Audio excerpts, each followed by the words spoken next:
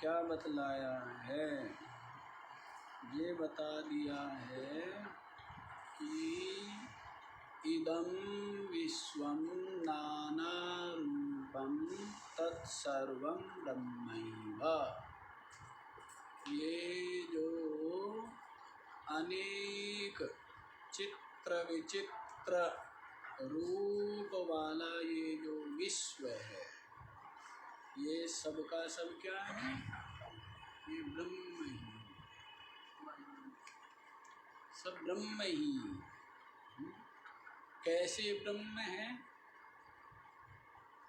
संपूर्ण जो भावना दोष है, संकल्प, संकल्प के कारण ही भिन्नता, और संकल्प के विसर्जित होते ही अपनी आत्मा में क्या रह जाता है?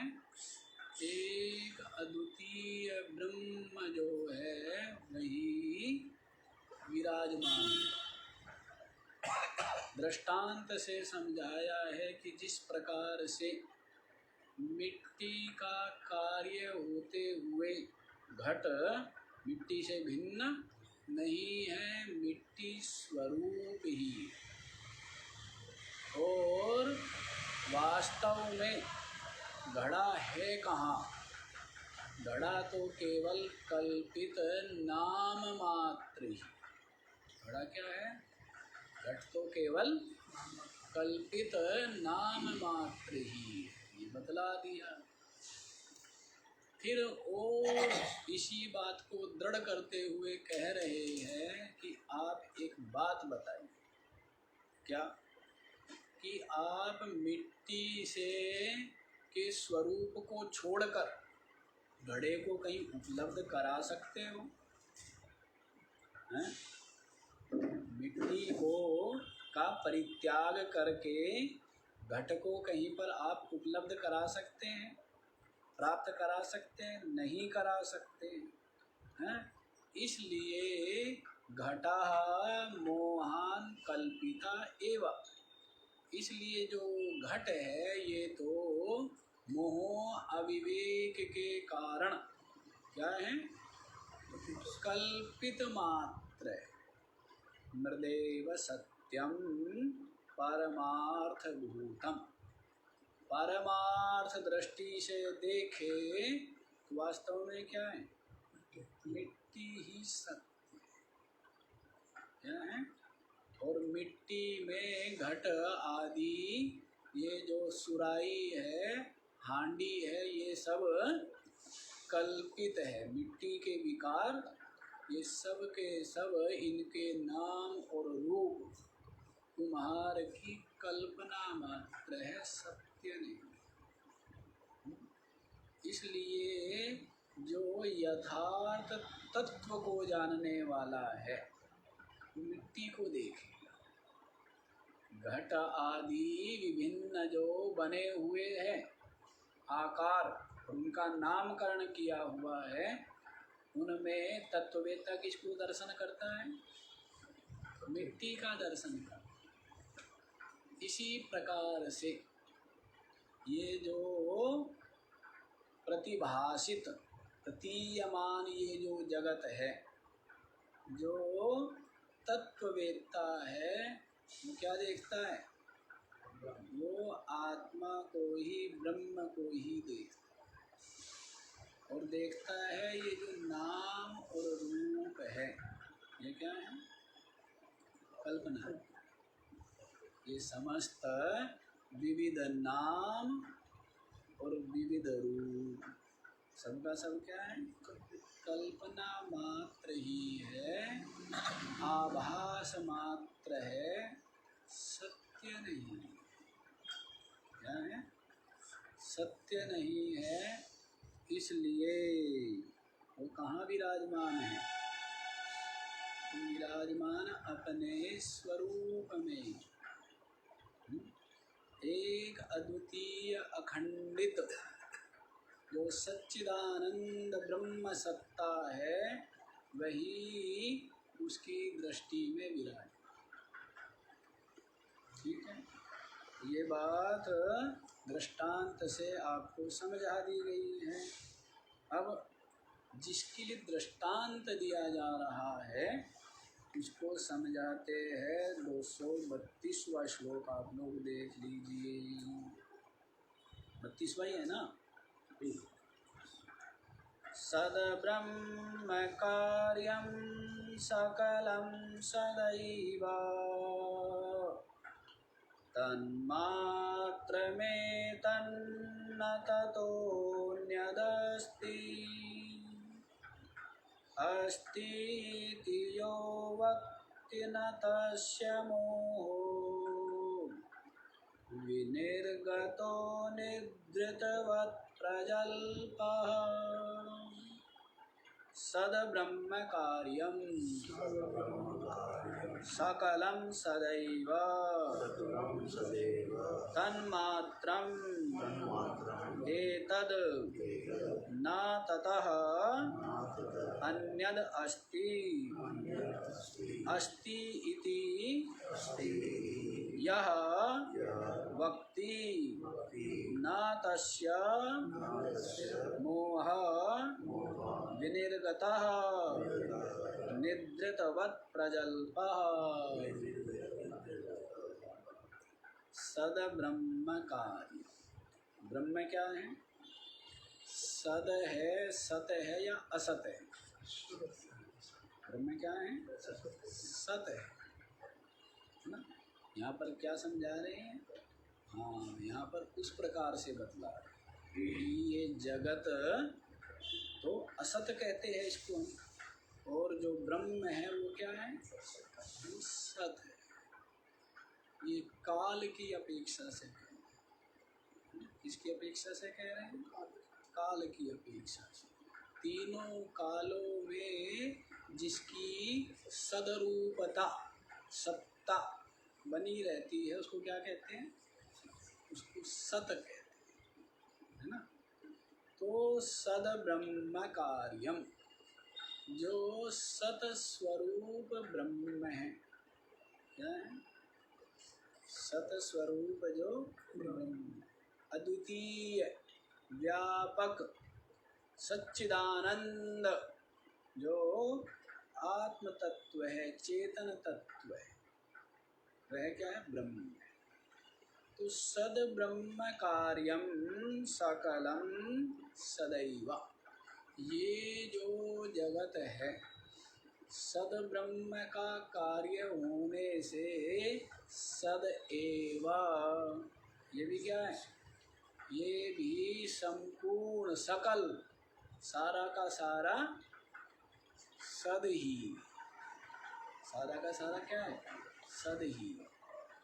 समझाएंगे, ठीक है ना। शीघ्रता मत करिए, धैर्य रखिए। जैसे रस्सी है तो वो जो कल्पित सर्प है वो क्या है? रस्सी ही तो है। वो जो कल्पित सर्प है वो क्या है? रस्सी ही। समझाने के लिए बोल रहे, अन्यथा केवल रस्सी ही है। आपकी बुद्धि में व्यामोह हो जाएगा जब हम कहेंगे कि ये जो कल्पित सर्प है, क्या कह रहे हैं हम? अच्छा, एक चीज छोड़ दी, कल्पित छोड़ो।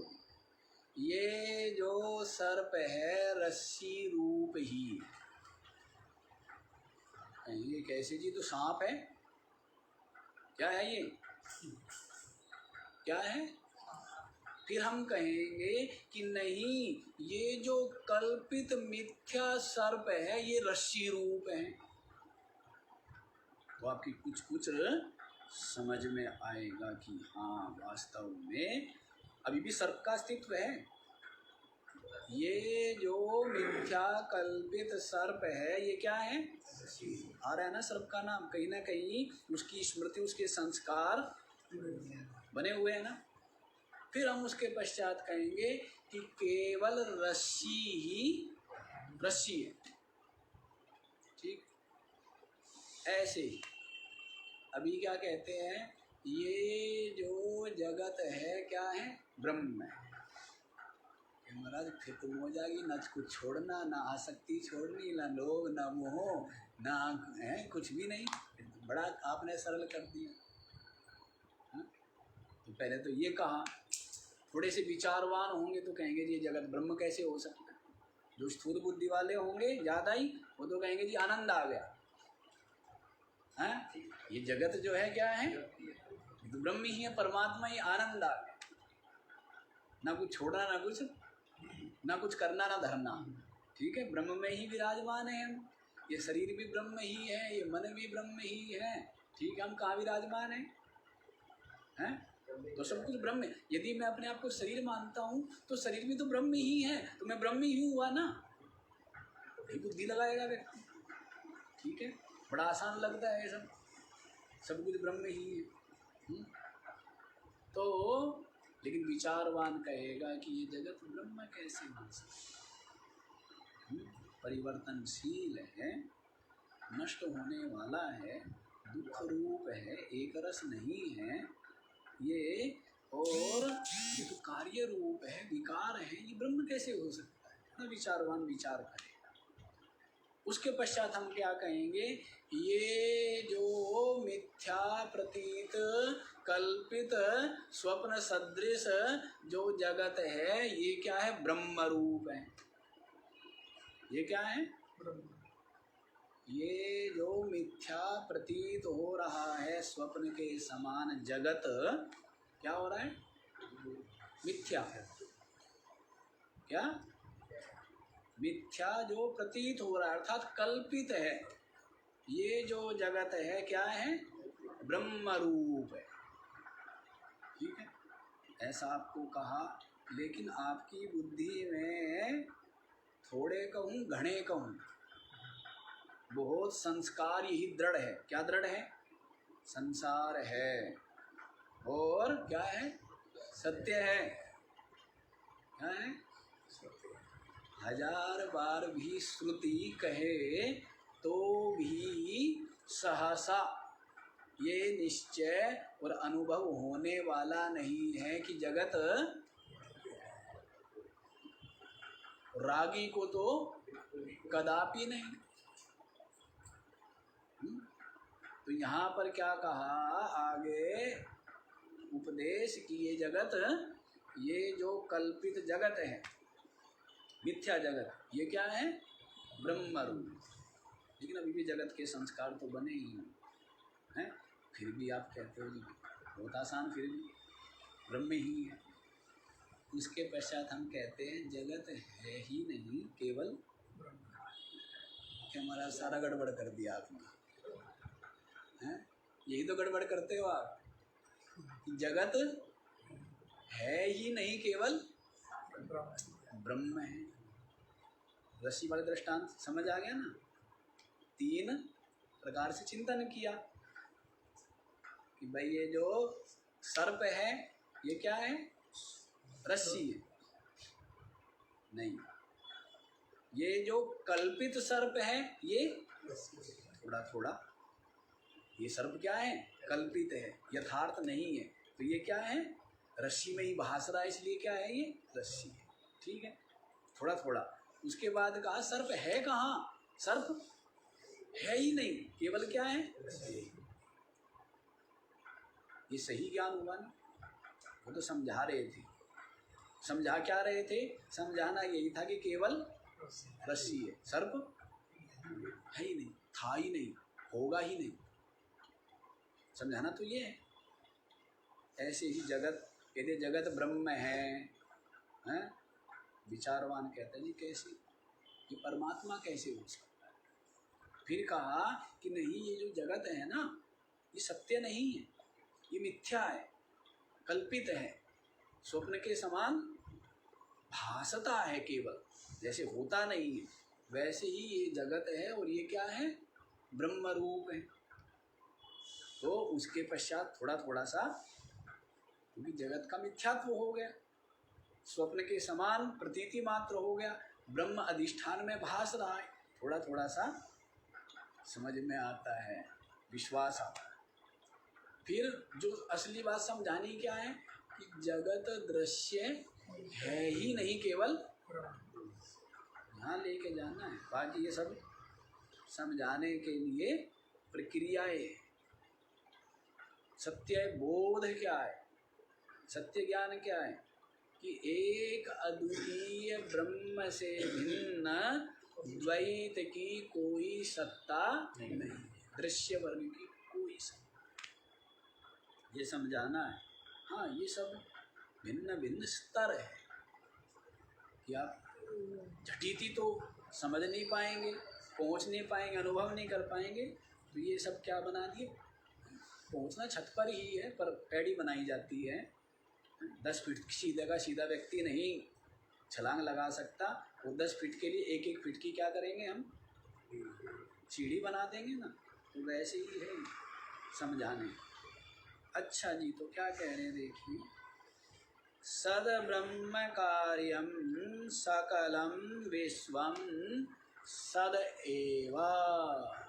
सद ब्रह्म का कार्य होने से ये जो संपूर्ण विश्व है ये क्या है, सद एवा, सत ही है, अर्थात ब्रह्म। तन्मात्रम, तन माने वह जो ब्रह्म है, ब्रह्म मात्र ही है। सद और ब्रह्म क्या दे दिया, ब्रह्म का विशेषण दिया है। क्या दिया है, सत। क्या दिया है, ब्रह्म क्या है, सत है। तो पहले इस जगत को भी क्या बता दिया, सद एवा, ये सत का कार्य होने से ये भी क्या हुआ, सत ही हुआ। फिर तन्मात्रमेवा, तन माने वह जो ब्रह्म है, ब्रह्म मात्र ही है, अर्थात ब्रह्म ही, अर्थात क्या हो गया, ब्रह्म ही। एतद न ततः अन्यद अस्ति, दृढ़ता कि संस्कार जमे हुए हैं, भेद के संस्कार जमे हुए हैं, क्या, जगत जीव और ब्रह्म के द्वैत के भेद के क्या है संस्कार, वो अत्यंत दृढ़ है। इसलिए 2 बार कह रहे, 3 बार कह रहे, एक समझिए, 2 पंक्ति में 3 बार एक बात को कह रहे। सद ब्रह्म का कार्य होने से ये संपूर्ण जगत क्या है, सत ही है। तन्मात्रमेवा, एक तो वो कह दिया, दूसरा क्या, तन्मात्रमेवा अर्थात ब्रह्म ही है। दूसरा क्या कहा, ब्रह्म ही है, नहीं संतोष हुआ। फिर क्या कह रहे, एतद न ततः अन्यदस्ति, ये जो जगत है ततः माने उस ब्रह्म से भिन्न नहीं है। क्या कितनी शक्ति लगानी पड़ती है, कितना शास्त्र कृपा करके और कितना सामर्थ्य लगा रहे कि येन केन प्रकारेण आपकी बुद्धि में ये बात है। एक ही बात को जो कि आधी मात्रा, जो विवेकी होते हैं, विचारवान होते हैं, वो आधा शब्द भी निरर्थक या अधिक प्रयोग नहीं करते। और यहाँ पर बड़े बड़े शब्द और वाक्य कह रहे हैं और पुनः पुनः कह रहे हैं आलस्य का परित्याग। क्यों, क्योंकि जानते हैं ये जो तत्व है ये दुर्विज्ञेय है, ये क्या है, दुर्गम है, इसको जानना समझना प्राप्ति अत्यंत जटिल है। भगवान श्री कृष्ण कहने लगे अव्यक्ता ही गति ही दुखम देहवद्भिः अवाप्यते। देहवद्भिः देहधारियों के लिए, देहात्मवादियों के लिए जिनकी देह में ही क्या है, आत्मबुद्धि है, उनके लिए अव्यक्ता गति ही दुखम। अव्यक्त की गति माने प्राप्ति अत्यंत दुखपूर्ण है। क्या कहा है? देहात्मवादी, देहासक्त, देह में ही जो मैं बुद्धि है, ऐसे जो लोग हैं उनके लिए अव्यक्ता गति ही, अव्यक्त की प्राप्ति दुख पूर्णम एवं, अत्यंत कठिन है, जटिल है, अत्यंत दुख। दुख का मतलब अब वहाँ पर पुरुषार्थ लीजिए, तप लीजिए, विचार लीजिए, चिंतन लीजिए। दुख, दुख का मतलब ये नहीं है दुख तरम, क्लेशोधिक तरस्तेषाम अव्यक्ता सत्य चेत। सब जगह ही कुछ प्राप्त करना हो तो क्लेश सहन करना पड़ता है ना, आराम से तो कुछ भी नहीं। सुप्तस्य सिंहस्य प्रविशन्ति मुखी मृगा, सोए हुए सिंह के मुख में अनायास मृग आकर के नहीं समाता है, नहीं प्रवेश करता है, उसको भी क्या करना पड़ता है, पुरुषार्थ। पुरुषार्थ करना वही क्या है, क्लेश। आप लोगों की बुद्धि के अनुसार क्या है, उपदेश किसको किया जा रहा है, संसारियों को, साधकों को, अज्ञानियों को। तो आप लोग तो क्या करते हैं, पुरुषार्थ करने में क्या करते हैं, क्लेश का अनुभव करते हैं। बड़ा आश्चर्य की बात है ना। परिश्रम करने में, पुरुषार्थ करने में क्या करते हैं, क्लेश का अनुभव करते हैं। आराम से बैठा, क्या करें, आराम से बैठा, आलसी बन जाए वो बढ़िया, ठीक है। आराम से बैठने का मतलब है शरीर से भी ना करें और मन से, मन वाला कह उतना परेशान नहीं करता, पर थोड़े से विचारवान हो गए, मन से भी ना करें, कुछ ना करें। तो ऐसा जो पुरुषार्थ विहीन है वो तो जड़ हो करके विराजमान रहता है। क्या होता है, हाँ, जैसे पत्थर कुछ नहीं करते हैं, जैसे स्थाणु ठूठ ये कुछ नहीं करता है, तो जड़ होके विराजमान हो जाता है, ठीक है। कोमा में चले जाइए, ठीक है, कुछ करना धरना है नहीं, ठीक है। ऐसा नहीं है। क्लेश, क्लेश का मतलब है वही पुरुषार्थ, वही परिश्रम, ठीक है। तो उपासना में भी क्या होता है, क्लेश होता है, नहीं होता है।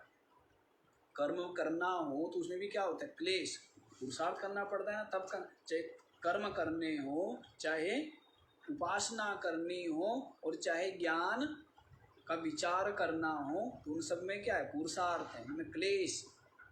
संसारी लोग तो क्लेश मानते हैं ना, इसलिए क्लेश कह रहे, वास्तव में क्लेश नहीं है, क्या है, आनंद है। क्लेश है, आनंद है, आनंद ही आनंद है ना, क्लेश नहीं है। लेकिन संसारियों की दृष्टि से बोल रहे हैं। भगवान श्री कृष्ण से पूछे कि जी आपको भी क्लेश लगता है क्या, तो कहते हैं नहीं, मेरे को क्या लगता, मेरे को मतलब क्या है, मैं बोल किसके लिए रहा हूँ, किसको बोल रहा हूँ, हैं। तो समझाना उनको, मैं क्या जानता हूँ, क्या नहीं जानता हूँ, क्या मानता हूँ, क्या नहीं मानता हूँ, उसका महत्व नहीं है। जो श्रोता है वो क्या जानते हैं, क्या नहीं जानते हैं, किस तरह जान सकते, किस तरह मान सकते हैं, उसका महत्व है ना। मैं क्या जानना, मेरा क्या निश्चय, वो एक अलग चीज है। श्रोताओं की बुद्धि में तो है, किसी को कुछ पचता है, किसी को है, जो खिचड़ी सहजता से पचती है, तो किसी को गुलाब जामुन सहजता से पचती है, अलग अलग है ना। वैसे ही ये देख करके कि श्रोता, अन्यथा ये जो उपदेश रूप कर्म हो रहा है ये निष्फल हो जाएगा। यदि जो सम्मुख बैठा हुआ जो श्रोता है उसकी बुद्धि के स्तर के अनुसार उपदेश ना किया जाए तो उपदेश देना। सब बैठे हैं, मान लीजिए उर्दू से अनभिज्ञ, उर्दू भाषा से, और उर्दू में उपदेश देने लग जाए, पंजाबी में उपदेश देने लग जाए, तो क्या है, निष्फल है ना। उपदेश देना ही सार्थक नहीं होता है, सामने वाले की बुद्धि स्तर के अनुसार। तो वैसे श्री कृष्ण आप लोगों की बुद्धि के स्तर के अनुसार कहते कि क्लेश है। वास्तव में विवेकी को, वैराग्यवान को कोई क्लेश आत्मचिंतन करने में नहीं होता है। जैसे भक्त को भक्ति करने में कोई क्लेश नहीं होता है, जैसे कर्मी को कर्म करने में कोई क्लेश नहीं होता है, ऐसे ही जिज्ञासु को ज्ञान चिंतन करने में कोई क्लेश नहीं होता है। क्लेश किसको होता है? जो बहिर्मुखी है, जो रागी है, जो संसारी है, उसको कर्म करने में, उपासना करने में और आत्मचिंतन करने में क्या होता है? सत्संग में बैठ गए आज तो फंस गए बुरी तरह। 1 घंटा, 1 घंटा 2 मिनट, 1 घंटा 3 मिनट चलता है ना, 1 घंटा 4 मिनट, मिनट मिनट का हिसाब होता है भाई। क्यों? उनको क्लेश का अनुभव होता है, लेकिन जो जिज्ञासु है उसको क्लेश का अनुभव होगा नहीं। चलो यहीं पर हम, वहाँ कहाँ दूर पहुँच गए। केवल वहाँ ये बतलाना था हमें कि ये पुनः पुनः कथन इसलिए किया जा रहा है क्योंकि ये दुर्विज्ञेय, इसलिए 3 बार कह दिया है। 8-10 शब्दों में ही कितने बार बोल दिया? 3 बार एक ही बात बोली। क्या बोली है? कि ये सद ब्रह्म का कार्य होने से जगत सत रूप है और तन मात्रमेवा ब्रह्म मात्र ही, अर्थात ब्रह्म ही है। न ततः एतद अन्यः अस्ति, ये जगत ब्रह्म से अन्यद भिन्न नहीं। ठीक है, समझ आ गई? अब और एक बार, चौथी बार नहीं संतोष हो, चौथी बार भी वही बात कहें। अस्तीति यह वक्ति, जो कहता है कि जगत ब्रह्म से अलग है। हाँ जी, समझ आ रहा है? अस्ति यह वक्ति, जो कहता है अस्तीति, नहीं जी ये तो ब्रह्म से अलग ही है, ऐसा जो कहता है, न तस्य मोह विनिर्गतः, उसका मोह, उसका अज्ञान अभी दूर नहीं। जो ब्रह्म से भिन्न इस जगत की सत्ता मानता है, अस्तित्व मानता है, तो क्या क्या कह रहे हैं? न तस्य मोह विनिर्गतः, उसका मोह अभी दूर नहीं हुआ, अज्ञान दूर नहीं हुआ। अज्ञान से क्या होता है? मोह होता है। क्या होता है? मोह कब होता है? अज्ञान से। मोह का मतलब होता है जो अन्य रूप है उसको अन्य रूप समझना। ये क्या होता है? जैसे अपने जो संतान हैं, सगे संबंधी है, कोई है किसी का नहीं, क्योंकि सबके अपने स्वतंत्र कर्म हैं, स्वतंत्र भोग है, स्वतंत्र जन्म और मृत्यु है, लेकिन उनको मोह से क्या करता है? मेरे हैं। जैसे कि कहीं पर लिखा हुआ है, साइन किए हुए हैं, या कुछ एग्रीमेंट हुआ है कि किस बात में मेरे। अच्छा ये बताओ, आपकी बीमारी भोग लेते हैं इसलिए, आपके पाप पुण्य भोग लेते हैं इसलिए मेरे हैं। तो भाई ये मेरा नहीं है और ये मेरा है, किस कारण से? ये मेरा है, ये मेरा नहीं है, तो आप सिद्ध कर सकते हो किसी तरह से? हैं? समझा सकते हो हमें? समझाइए। ये मेरा है और ये मेरा नहीं है, समझाओ, समझाइए कैसे? बस अन्यथा स्वतंत्र जन्म, स्वतंत्र कर्म, स्वतंत्र कर्मों का भोग, स्वतंत्र मृत्यु, स्वतंत्र सबके संयोग वियोग, लाभ हानि, सुख दुख, सब कुछ क्या है, सबके अपने अपने हैं ना, अलग अलग हैं। मोह के कारण से हम जुड़ जाते हैं, बंध जाते हैं, अन्यथा सबके अलग अलग। वो तो लेन देन है, शत्रु था, क्या हुआ? हाँ वैसे तो देगा नहीं, पुत्र बन के लेता हूँ, थोड़ा जल्दी मिल जाता है, ठीक है ना। शत्रु को शत्रु बन के तो जल्दी से मिलता नहीं है, पुत्र बन के हाँ के राजी खुशी ले लूँगा, सारा ही ले लूँगा और इतना दुख दे दूँगा जिसको देखो वही दुखी। क्या 100 बातों से दुखी नहीं? हाँ दांत निकल रहे हैं तब दुखी बच्चे के, और भोजन नहीं पचता है तब दुखी, बीमार हो जाए तब दुखी, बुखार होए तब दुखी, पढ़ ना पाए तब दुखी, चल ना पाए तब दुखी हैं, और बस दुखी दुखी। तो वो कितने जल्दी ले लेता है सारा, है ना। तो जो आपका पुत्र है वो क्या बन के आया है, मतलब खा गया वो आपका शत्रु है, पुत्र बन के आया। आप सोचते बस यही है मेरा तो जो है वो, हाँ सही सोचते हो आप कि हाँ मेरे को वास्तव में कोई दुख नहीं दे सकता, पर मेरे को दुख यदि कोई दे सकता है धरती पे तो केवल मेरा पुत्र ही दे सकता है, बाकी मेरे कोई दुखी नहीं कर सकता। कर सकता है कोई आपको दुखी हैं? यदि बस पुत्र ही दुखी कर सकता है। अच्छा जी चलो, यहाँ क्या कह रहे, मोहा क्या शब्द है, मोह, मोह के कारण से है अन्य, और उसको क्या मान लेना, अन्य की कल्पना करना, यही मोह है।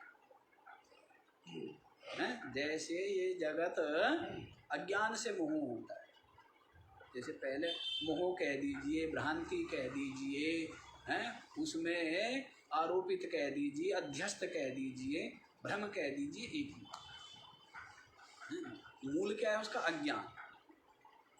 अधिष्ठान का ज्ञान सही ज्ञान ना हो तब क्या होता है, मोह होता है। मोह के कारण से सब वासने लगे, वो भी क्या है, वो भी मोह का ही परिणाम।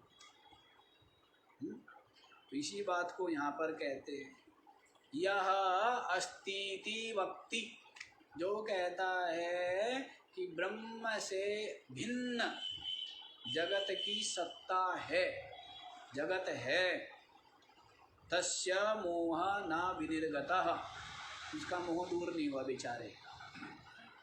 अब जो मोह में है वो कितना गरीब है, कितना निर्धन है।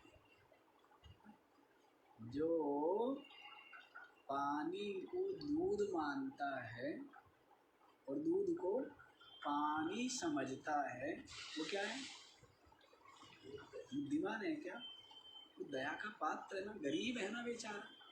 नहीं, अज्ञान के बराबर दरिद्रता नहीं, अज्ञान के बराबर कोई दरिद्रता नहीं।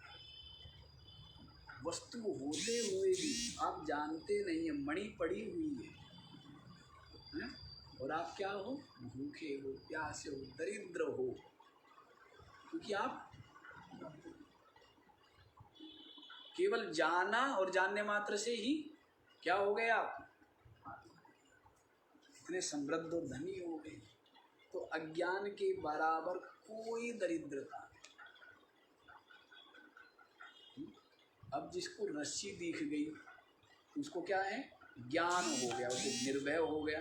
और जिसको सांप दिख रहा है, अज्ञान है ना उसको, रस्सी का अज्ञान होने से अब वो बेचारा कितना दुखी है, कितना दुखी है। उसको जाना था उधर से, जा नहीं पा रहा है, बहुत आवश्यक कार्य था, बहुत बड़ा हानि हो गई केवल इस अज्ञान से, रस्सी के अज्ञान से। तो क्या प्रतीत हो गया उसको, सर्प भासता है, इसलिए उधर से जाता नहीं है और फ्लाइट छूट गई। परीक्षा देने गया था, जीवन पूरा का पूरा उसी पर टिका हुआ था, पूरा भविष्य, और परीक्षा नहीं जा पाया। क्यों, रस्सी सांप बन गई,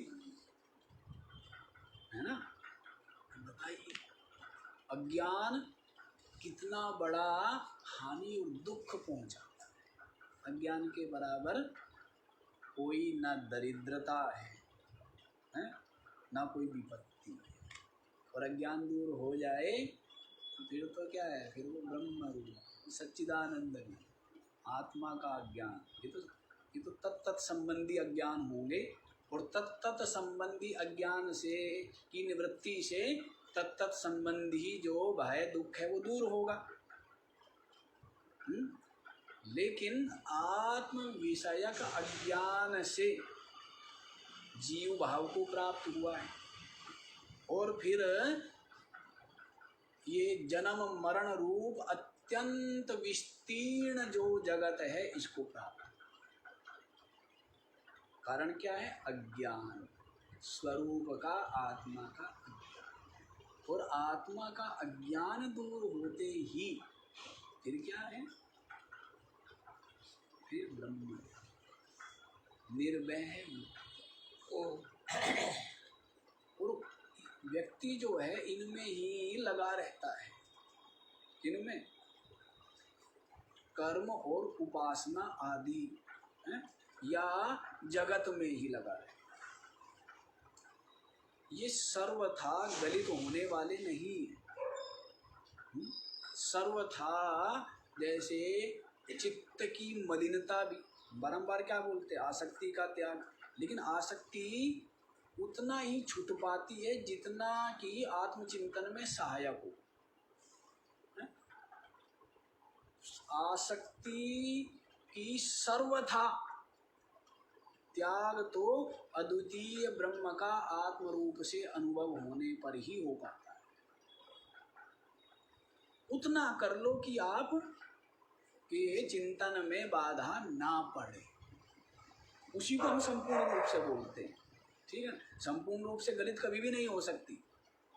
आपके प्रयत्न पुरुषार्थ विचार विवेक से जगत में जो आसक्ति है या सत्यत्व बुद्धि है वो संपूर्णतया अज्ञान के गलित हुए बिना, आत्मा का अपरोक्ष अनुभव हुए बिना सर्वथा गलित नहीं हो सकती। हाँ, काट दिया है, अभी अंकुर फूटा नहीं तो काट दो जिससे कि आप निकल जाओ। ठीक है, उसके पश्चात फिर अंकुरित भी नहीं होगा।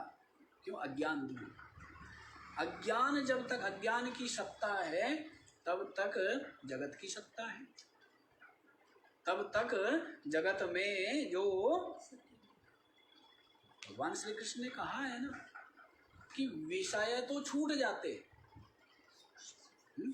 विषयों का ग्रहण न करने वाले के विषय तो छूट गए हैं, लेकिन विषयों में जो राग है, रस है, वो नहीं छूटता है सर्वथा। तो वहां बड़ी सुंदर बात कही है, रसो अपि अस्य परम दृष्ट्वा निवर्तते। अस्य साधकस्य, इस साधक के रस भी अर्थात राग भी परम दृष्ट्वा, जो परम अपनी आत्मा है उसका अपरोक्ष अनुभव होने पर वो भी सर्वथा गलित हो। समझ आई? तो राग अपने विचार प्रयत्न से आप एक सीमा तक ही छोड़ सकते हैं, वैसे ही चित्त की चंचलता अपने प्रयत्न पुरुषार्थ से आप एक सीमा तक ही दूर कर सकते हैं। लेकिन जब तक मन का अस्तित्व बना हुआ है तो कभी शांत होगा और कभी, लेकिन ज्ञान हो जाने के पश्चात ये मन क्या हो गया? अपना देह परित्याग करके क्या किस में चला गया? अपने अधिष्ठान में विलय। क्या हुआ? अपने अधिष्ठान में। समझ आ रहा है? तो तभी चैन मिलेगा, तभी शांति मिलेगी, उससे पहले नहीं। उससे पहले तो ये सब क्या होते जाएंगे, आपकी इस सीमित शांति में ही आप क्या अनुभव कर लेते हैं? मन शांत हो गया, आनंद आ गया जी। ठीक है, सात्विकता आ गई, आनंद आ गया जी। ठीक है, परोक्ष ज्ञान हो गया, मुक्त हो गया हैं? अहंकार आदि ये जो वासना विकार है ये गलित हो गई, शांति आ गई। कुछ नहीं, कुछ नहीं। अभी आपको लग रहा होगा कि कुछ क्यों नहीं, तो लगेगा, लेकिन जब आप वहाँ पहुँचेंगे तब आपको लगेगा कि हाँ, वास्तव में अपनी आत्मा की ब्रह्म रूपता की अनुभूति, क्या आत्मा साक्षी कूटस्थ की ब्रह्म रूप, इसकी खाली अनुभूति नहीं कह रहे हैं, ये अनुभूति पहले है। ये क्या है? पहले है। पंचकोश विवेक कर लिया और अपने आप को साक्षी रूप अनुभव कर लिया। क्या कर लिया? समझ करके, विचार करके, अभ्यास चिंतन करके निश्चय कर लिया है और संपूर्ण निश्चय कर लिया है, और वो निश्चय अनुभव में परिणत हो। क्या हो गया? लंबी है, लंबी साधना है। लंबी मतलब गंभीरता, अंतर्मुखता और निश्चय और निरंतरता चाहिए, तब जाकर के क्या होगा? निश्चय पहुँचेंगे। कहाँ पहुँचेंगे? रोज रोज बताता हूँ, पहले समझना, पहले सही सही क्या है उसको सुन करके समझना, फिर पुनः पुनः इसको विचारना अर्थात अभ्यास, पुनः पुनः विचारते विचारते क्या हो जाए? उसका निश्चय हो गया, दृढ़ निश्चय, संशय रहित, प्रयत्न रहित, स्वाभाविक रूप, स्वाभाविकता आ गई आपके निश्चय। क्या आ गई है? क्योंकि निश्चय तक ही आपका प्रयत्न है। अनुभूति में जैसे ही आपका संशय रहित, प्रयत्न रहित, स्वाभाविक निश्चय होगा, वैसे ही आपको क्या होगी? अनुभूति होगी। क्या? कि मैं साक्षी। क्या हो गई है? अनुभूति।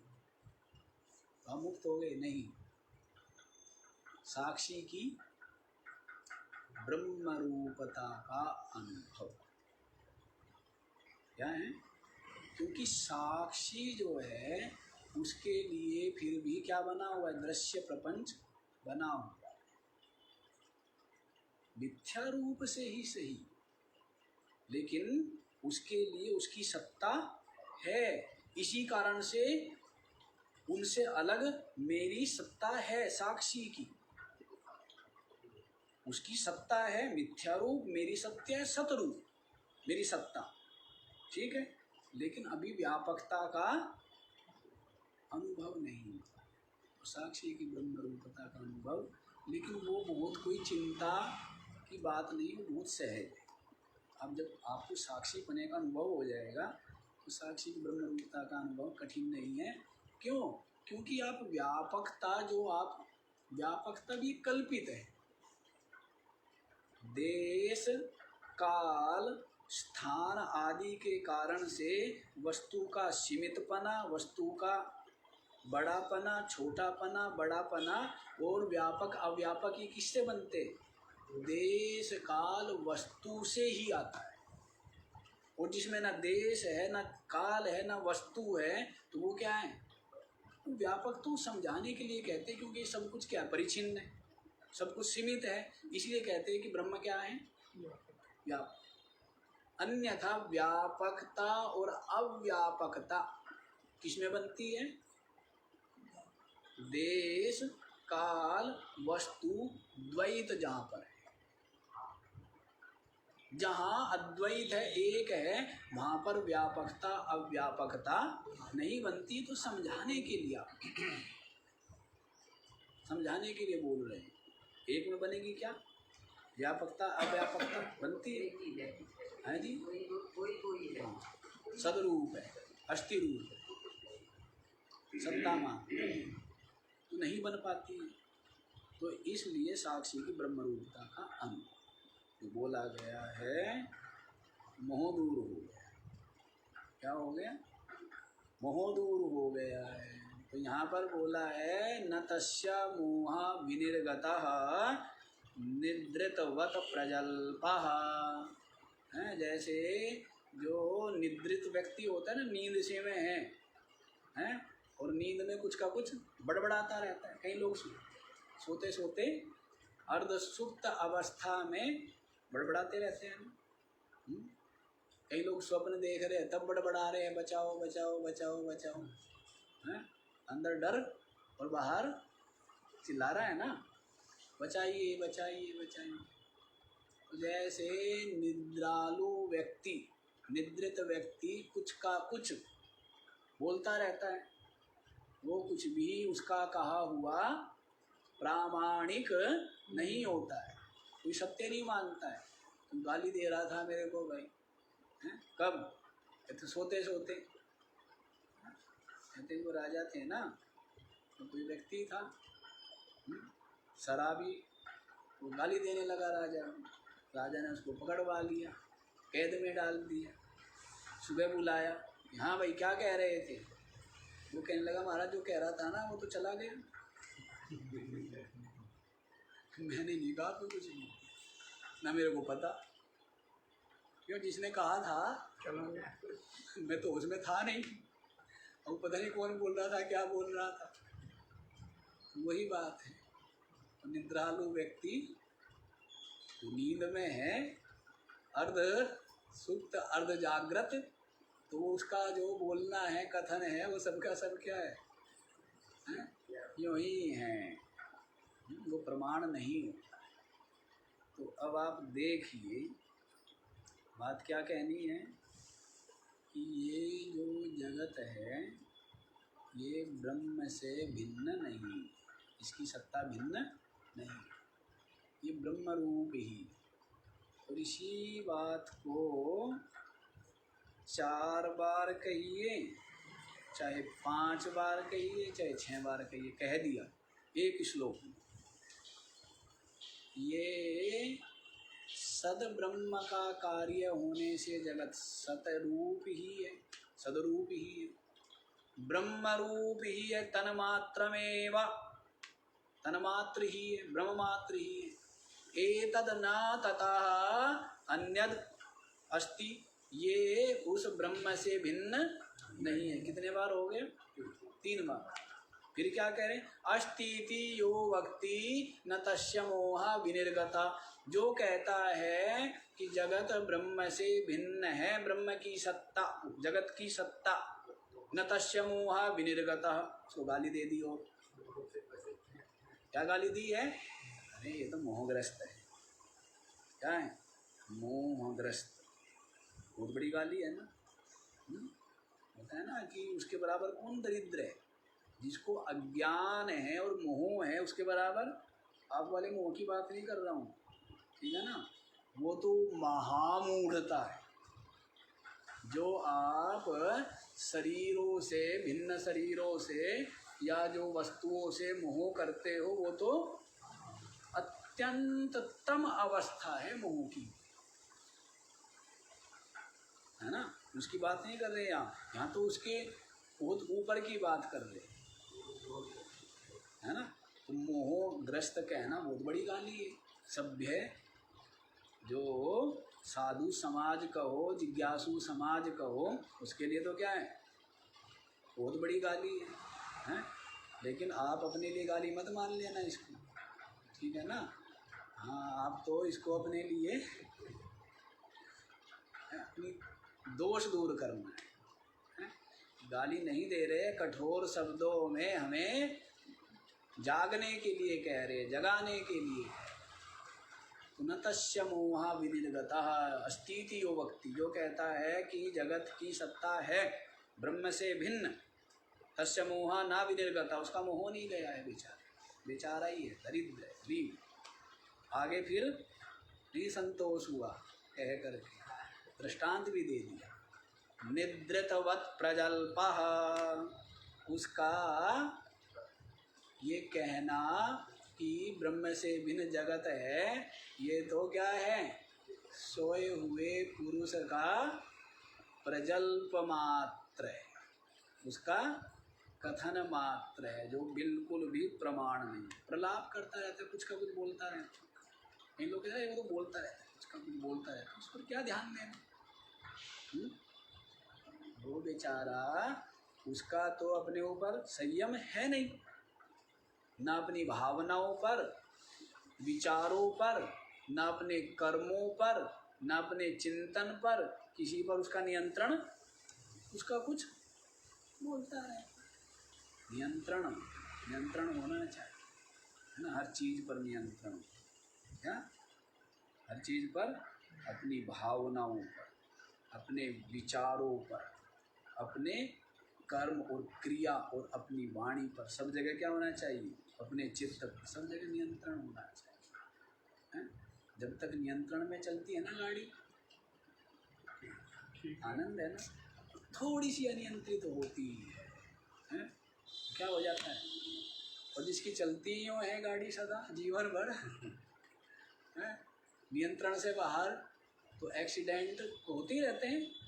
एक्सीडेंट नहीं हो रहे हैं, उसने ये कह दिया, उसने ये कर दिया, मैं उसके कारण से दुखी, उसके कारण से दुखी, और गाड़ी मारता फिर रहा है खुद, कोई नहीं आके भिड़ा रहा है इससे। और भिड़ाए भी तो जब तक हम नहीं भिड़ाएंगे तो अगला क्या भिड़ा लेगा? आप बचा लो, बाईपास बने हुए हैं ना, रोड बड़े चौड़े चौड़े हैं, वो उधर से जा रहा है, उधर से आ रहा है, निकल जाओ। तो टकराने की चौड़े चौड़े रोडों पर कोई संभावना नहीं है ना। हाँ, मारते हैं, मारने दो। लेकिन होता क्या है कि नियंत्रण में गाड़ी है नहीं, तो फिर तो क्या होगा, हैं? कभी पत्थर में मारोगे, कभी खाई में गिराओगे, हैं? कभी खुद मरोगे, दूसरों को मारोगे। नियंत्रण में नहीं है। नियंत्रण में रखो सब कुछ, चाहे इंद्रिया हो, चाहे शरीर हो, चाहे मन हो। और मन में तो इतना कुछ आ गया, ये सारी भावनाएं, सारे विचार और सारी कर्मों की और वाणी की प्रेरणा, बोलने की, सब कहाँ से मिल रही है ना। सारे कर्म करने, और वाणी भी एक कर्म ही है, इनकी प्रेरणा मन से मिल रही है। सब कुछ नियंत्रण में रखो, ठीक है। हाँ, सब नियंत्रण में हो तो फिर क्या है?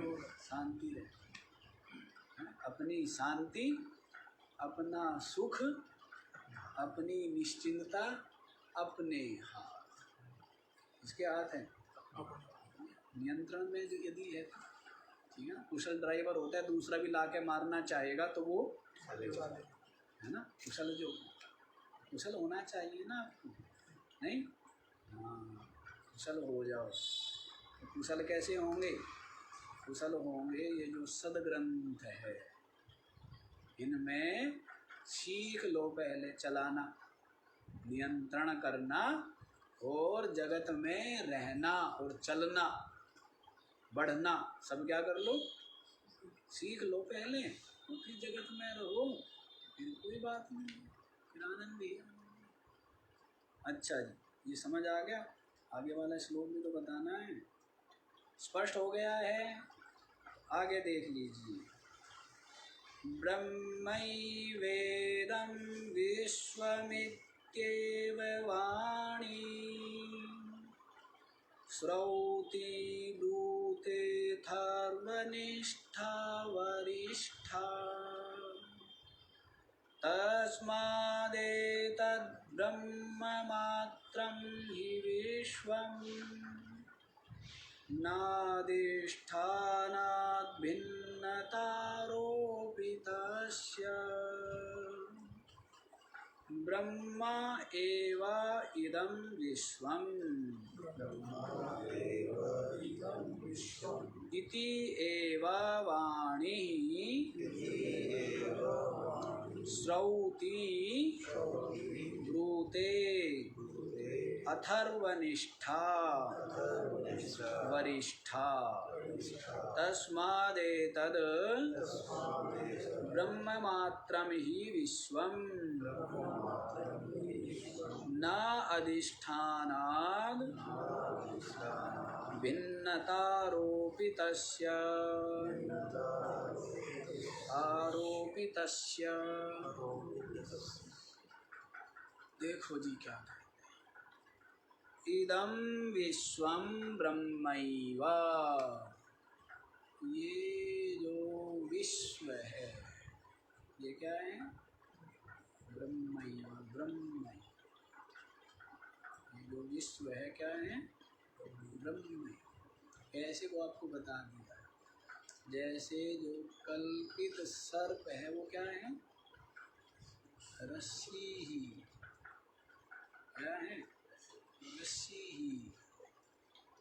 लेकिन उसमें जो कल्पित सर्प है उसका बाद हो जाता है ना। क्या हो जाता है?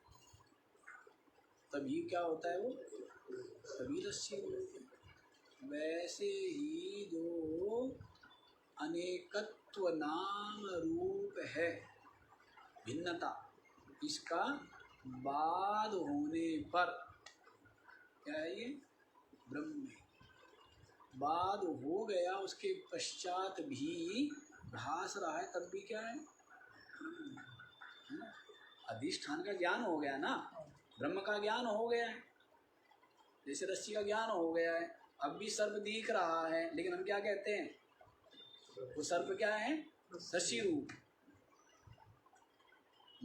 तो वैसे ही ब्रह्म का ज्ञान हो गया है। पहले क्या हो गया है? अच्छा, एक चीज और भी समझ लो। पहले क्या करा दिया?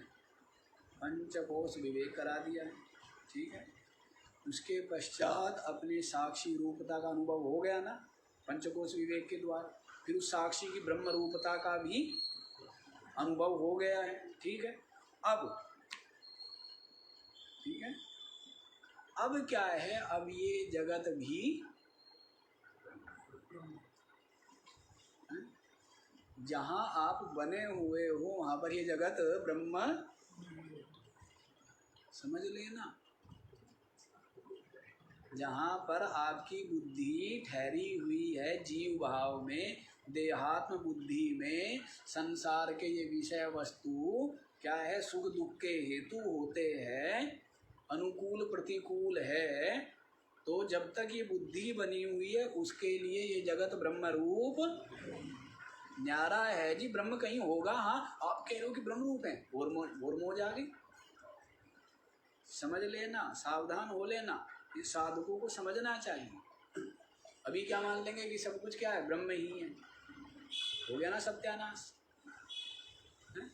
पहले इन उपाधियों से पृथक अपनी चिन्ह मात्रता का, साक्षी रूपता का अनुभव हो गया क्या? नहीं। साक्षी की ब्रह्म रूपता का अनुभव हो गया क्या? नहीं। तो फिर ये जगत ब्रह्म नहीं, जगत जगत ही है। जगत क्या है? जगत ही। किसके लिए जगत ब्रह्म है? वो सर्प जो कल्पित सर्प है किसके लिए रस्सी है? जिसको रस्सी का, जब तक रस्सी का ज्ञान नहीं हुआ है तब तक वो सर्प क्या है? सर्प है। रस्सी है क्या? क्या है? रस्सी का ज्ञान हो गया तब क्या हो गया? वैसे ही ब्रह्म का ज्ञान हो गया तब जगत क्या है? जब तक ब्रह्म का ज्ञान नहीं हुआ तब तक जगत जगत ही नहीं। समझ आ गई? लिख लेना ये पंक्ति, क्योंकि ये भ्रम आपको कल फिर होना है। कल फिर होने का मतलब, अब आप कुछ काम करोगे मतलब संसारी काम नहीं, यही काम, आत्मचिंतन करोगे, वैराग्य करोगे, ये सब करोगे।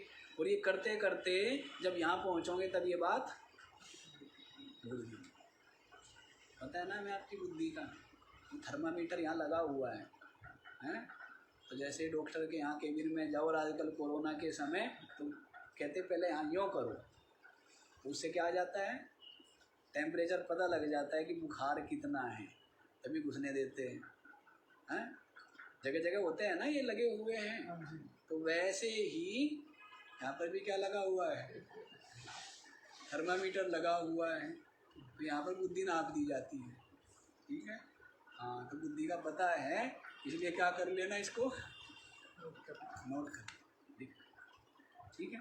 तो उसके लिए ही जगत ब्रह्म है, जिसको पहले अधिष्ठान ब्रह्म का ज्ञान है, आत्म रूप से अनुभव। ठीक, पहले ही आप मान लो, बहुत बढ़िया। मानने में क्या होगा? जगत जगत बना हुआ है, इसको आपने ब्रह्म मान लिया, उससे क्या होना है? कुछ भी नहीं, भावना मात्र है। ठीक है, केवल क्या है? कोई अनुभूति अनुभव नहीं। ठीक है, आगे बोलूं? आगे देखो क्या कह रहे हैं। इदं विश्वं ब्रह्मैव, ये जो विश्व है ये क्या है? ब्रह्म ही। ऐसा श्रौति वाणी अथर्व वरिष्ठा अथर्वनिष्ठा ब्रूते। अथर्व वेद की अथर्व श्रुति क्या कहती है? ब्रह्मैवेदं सर्वं। क्या कहती है? इदं सर्वं ब्रह्मैव, ये सबका सब क्या है? ब्रह्म ही है। सर्वं खलु इदं ब्रह्मा, श्रुति कहती है। श्रुति प्रमाण सबसे बड़ा प्रमाण है, वेद प्रमाण। क्या है? वेद को सबसे बड़ा प्रमाण माना गया, श्रुति प्रमाण। श्रुति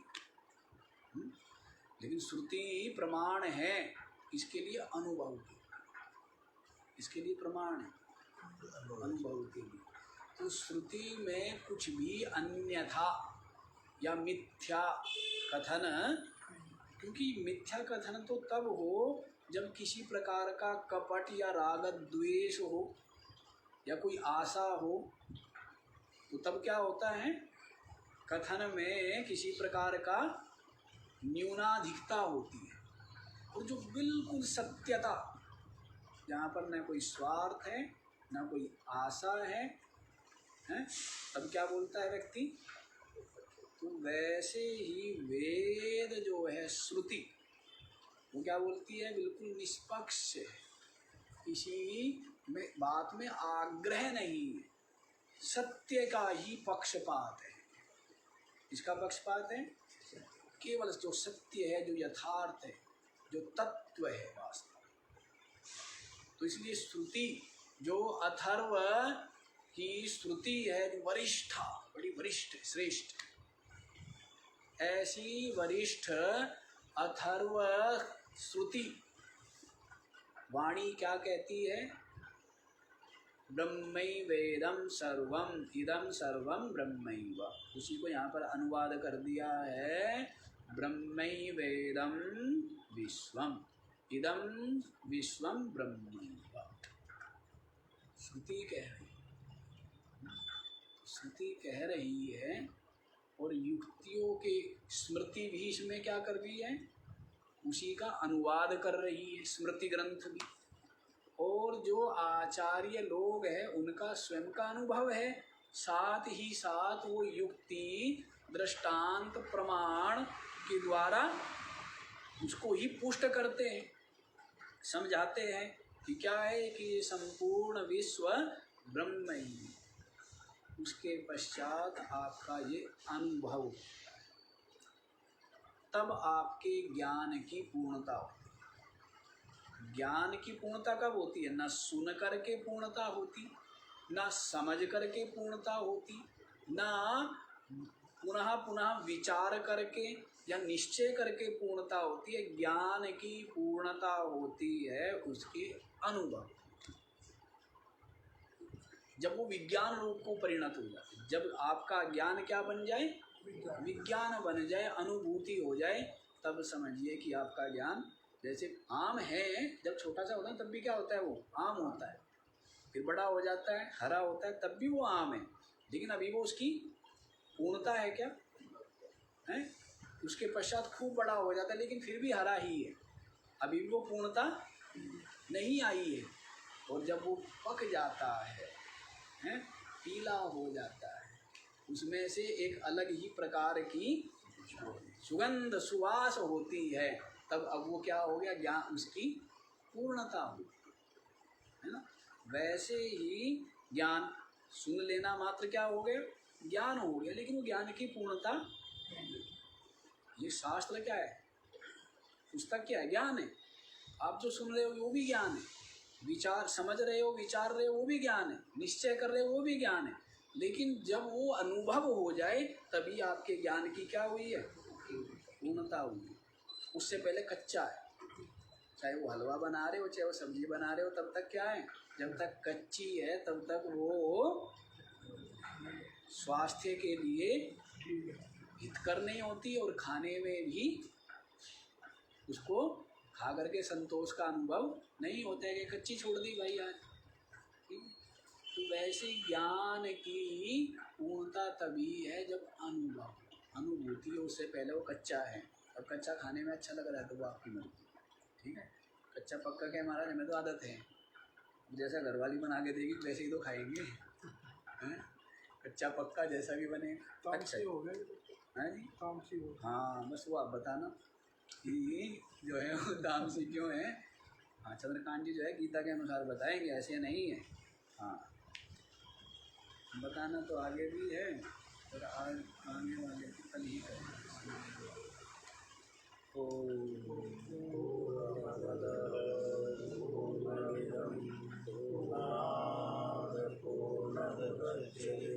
पूर्णस्य पूर्णमादाय